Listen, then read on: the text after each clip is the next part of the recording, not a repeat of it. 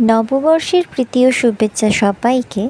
High, this is Anisha. তো পয়লা বৈশাখের দিন আমরা চলে গিয়েছিলাম বাগুইআটিতে। প্রথমে কয়েকটা জিনিস কিনে তারপরে আমাদের এত জোর খিদে পেয়ে গিয়েছিলো, তাই আমরা গিয়েছিলাম স্পেশাল ঘুগনি খেতে। হ্যাঁ, এটা বাগুইআটিতে মাস্ট ট্রাই।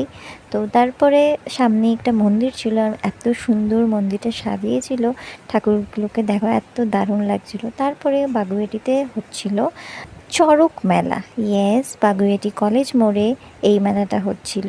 তো প্রথমেই আমরা সাজার দোকানে গিয়েছিলাম। ইয়াররিংস, ব্যাঙ্গেলস, হেয়ার ক্লিপস, ও মাই গড, এত কিছু, লিটারালি সব কিছু কিনে নিতে ইচ্ছা করছিল। আর ইয়াররিংসের প্রতি আমার একটা আলাদাই ফ্যাসিনেশন।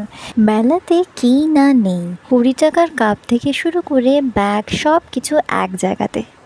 তারপরে গিয়েছিলাম বাচ্চাদের খেলার দোকানে।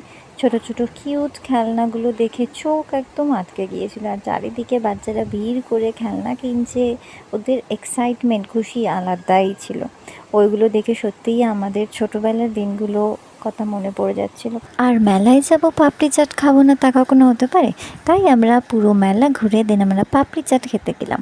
তারপরে বাড়ি ফেরার পথে আমার বিড়ালের জন্য ক্যাট ফুড নিয়ে আইসক্রিম খেতে খেতে আমরা বাড়ি ফিরছিলাম। তো পয়লা বৈশাখ আমার দারুণ কাটলো। Keep vibing with Alia. দেখা হচ্ছে নেক্সট ব্লগে। টাটা।